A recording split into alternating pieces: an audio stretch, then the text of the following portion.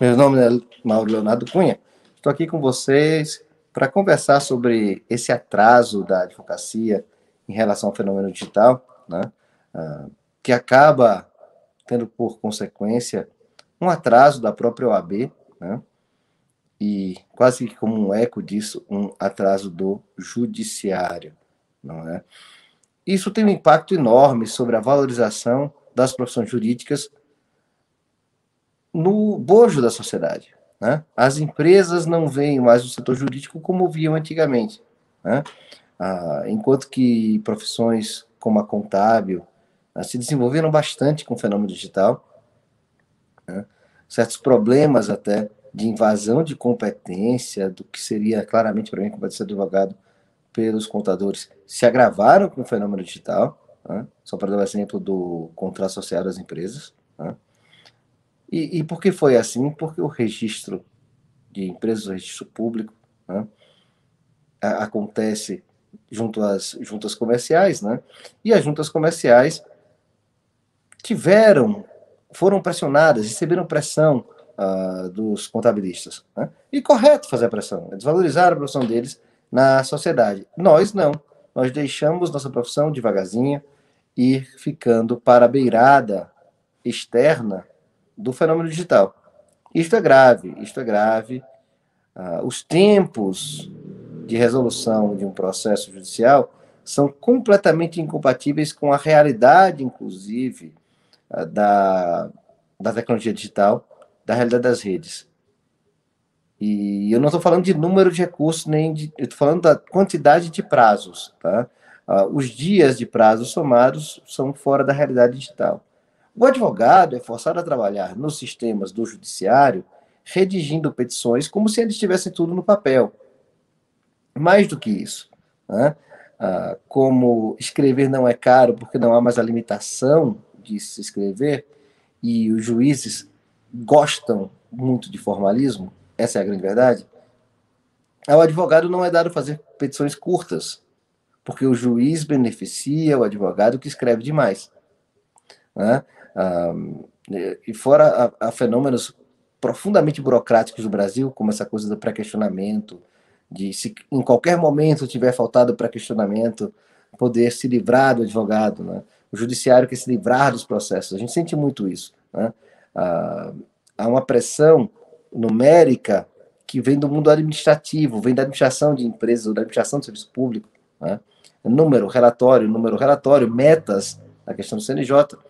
E a gente sente que tudo isso é um divórcio entre o direito e o fenômeno digital. O fenômeno digital é abordado pelas empresas, pelos escritórios de advocacia, inclusive pelo próprio judiciário, como algo a ser administrado, não algo a ser juridicamente pensado.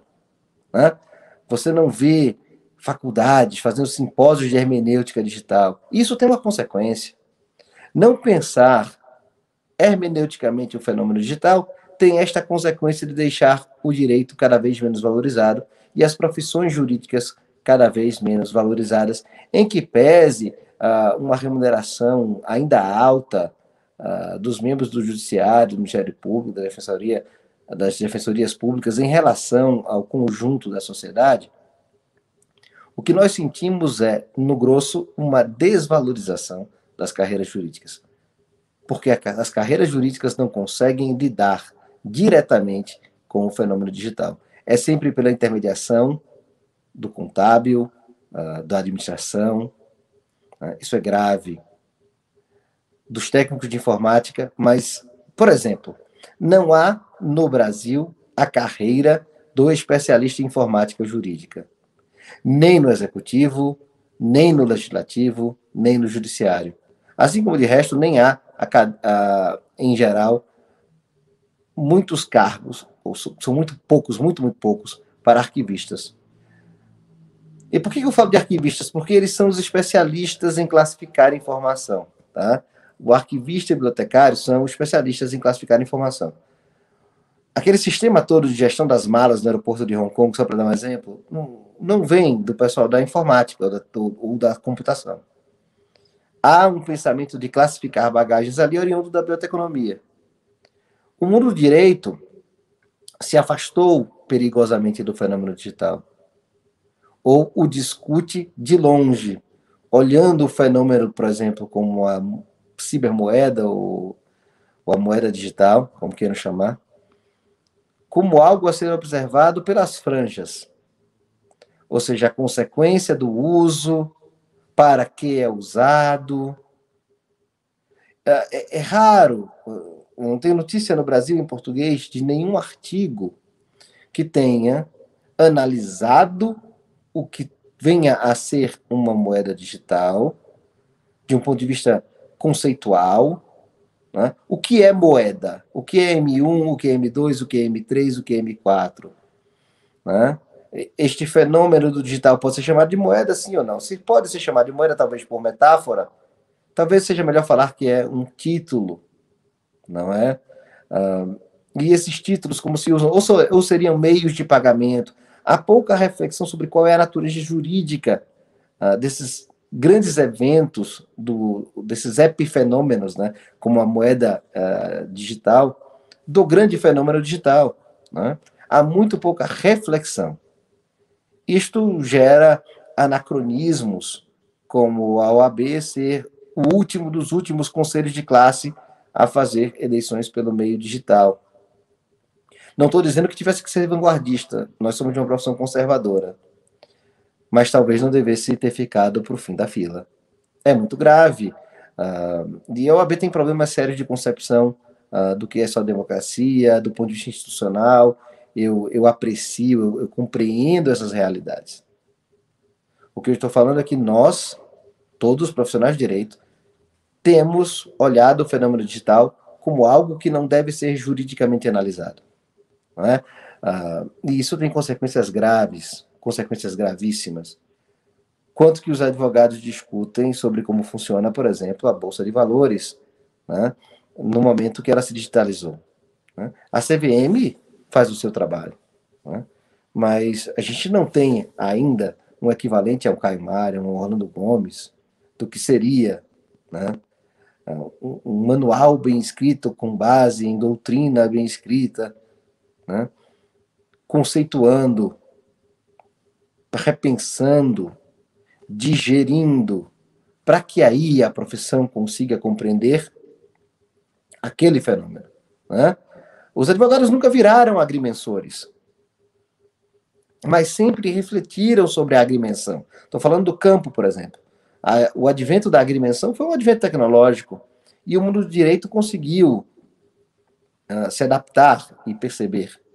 O fenômeno digital é um fenômeno da emergência, do surgimento de um novo alfabeto, capaz de escrever, por exemplo, essa nossa conversa em zeros e uns. Né? Característico das soluções jurídicas sempre foi que o mundo jurídico entendia a linguagem formal mais evoluída do seu tempo, não é?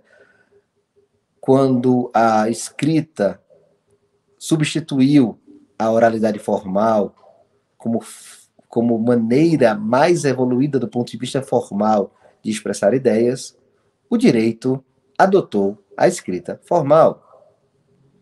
Quando a escrita mecânica, seja por máquina de escrever, seja por imprensa, assumiu a posição de forma de escrever mais bem formalizada, o direito aderiu a esta forma de comunicação e esta maneira de constituir o pensamento.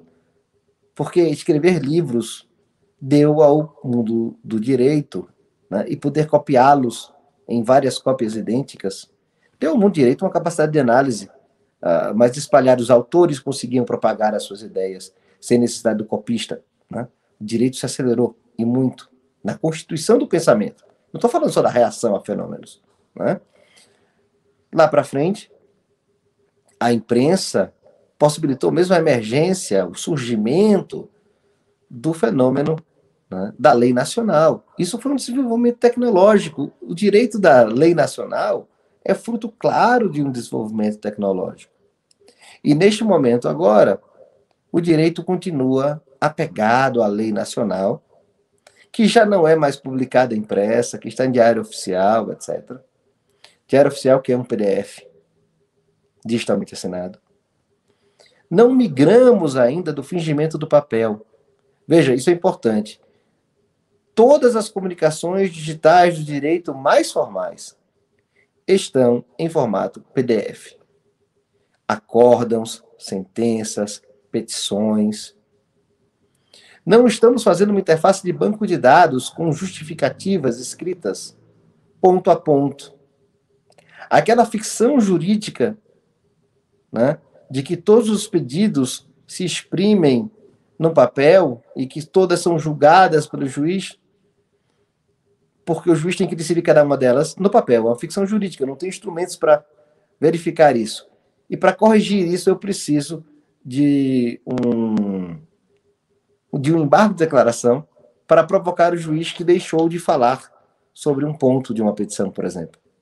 Ele precisava ter julgado aquele caso. Imaginemos agora que fosse uma tabelinha e que ele fosse obrigado a clicar em cada um daqueles e exprimir o fundamento da concessão de cada um dos pedidos. Não é? Parece que é muito mais complicado, mas na verdade não é. É complicado se a gente for fazer isso no papel ou tentar fazer no PDF. Mas se o juiz tem fundamentos à mão que ele arrasta numa tela, né? E ele aproxima esses fundamentos que ele já tem pré-redigidos dos pedidos, né? E ele adapta, ele pode dar uma nova redação, etc. A gente tem uma evolução muito grande da velocidade da constituição das sentenças.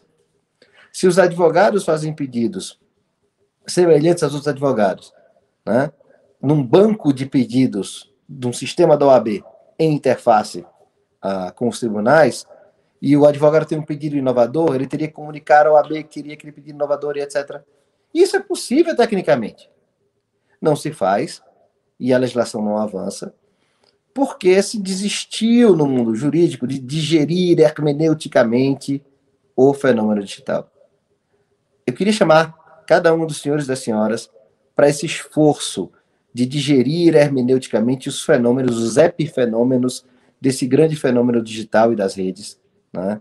Sem o que, eu imagino que a nossa profissão, amarrada que está ao papel, mesmo virtualizado no PDF, vai ser uma profissão antiquada e esquecida, porque os documentos todos são digitais, e eu não digo só os documentos jurídicos, o documentar da sociedade tende ao digital, em absoluto. E nós estamos ficando fora do ritmo econômico e social do progresso, não é? E nós precisamos nos lembrar do classicismo de ser justos, né? Cada um de nós contribuindo com o que pode, né? É o lema Lemen Ledere, Honeste Vivere, Sum Cui Contribuere. E nós não estamos nos preocupando em não prejudicar ninguém quando nos abstemos de refletir sobre o fenômeno digital. Isso se aplica a cada um de nós como profissional, isso se aplica com mais ênfase, porque há uma responsabilidade concentrada às OABs, da mesma forma, e aí eu falo das seccionais, mais ainda da OAB Federal, porque o Conselho Federal concentra todo o risco, né, que cada um de nós advogados corremos na ponta. A OAB é o amálgama do lidar com todos esses riscos. E ao olhar aos pequenos eventos do dia a dia, as pequenas correções do PJE, as pequenas correções do Projude, aos pequenos pedidos sobre o antigo Bacenjude, que agora mudou de nome, não me veio na minha cabeça. O que estamos deixando de fazer é pensar o fenômeno digital como um todo. E a advocacia tem sofrido muito. É importante fazer um trabalho grande de acompanhamento dos legisladores. É importante fazer um debate nacional amplo. É importante que nós pensemos juntos. Eu agradeço ao Portal Juristas essa oportunidade de conclamar os colegas a enfrentar, de uma vez por todas, o fenômeno digital, sem casuísmos, pensando no redesenho da sociedade, das relações patrimoniais, das relações afetivas, não é? Das relações, inclusive, de violação, não é? Quantos crimes agora não têm, pelo menos, parte do seu cometimento, né, no mundo digital? Então, agradeço a todos pela atenção enfim, o Portal Jurídico já tem os canais, eu estou disponível a travar realmente uma conversa com os colegas advogados, né, com os colegas do judiciário, para que a gente desinstale esse software desatualizado chamado papel da cabeça dos juristas, dos advogados, dos juízes. Precisamos começar a nos exprimir com palavras, sim, né? Sempre com palavras, mas com mais oralidade e com uma organização em banco de dados. Né? O princípio da oralidade precisa voltar. Estamos aqui nós, desta forma, interagindo. Por que não podemos fazer o processo ser assim, ser célere, ser em vídeo, ser em áudio, ser refletido, ter sim coisas escritas precisa, mas precisamos fazer julgamentos mais rápidos, uma velocidade mais rápida do processo como um todo, né? Essa coisa de fazer o processo durar a infinidade para tentar se remunerar no longo prazo tem sido o motivo mais grave da descapitalização da advocacia, né? E falo com muito carinho da advocacia lá no interior, dos advogados na ponta, que garantem os direitos dos cidadãos, né? Então precisamos garantir que a advocacia se faça, porque senão os direitos dos cidadãos não terão mais os seus garantes, né? Isso é preocupante. Eu acho a instituição da Defensoria Pública nobelérrima, mas a sociedade não estará muito mal representada se ela for somente representada pela Defensoria Pública. O Estado está inchando e precisamos de uma advocacia privada, combativa, efetiva, né? E isso não haverá antes de que nós, inclusive o pessoal de jurídico de empresas, né, consigamos enfrentar o fenômeno digital com força, mas com força hermenêutica, com força teórica, com força de análise. Senão, nós ficaremos sempre condenados à situação de reatividade. Muito obrigado, estou à disposição de todos pelo @mleocunha. Até a próxima.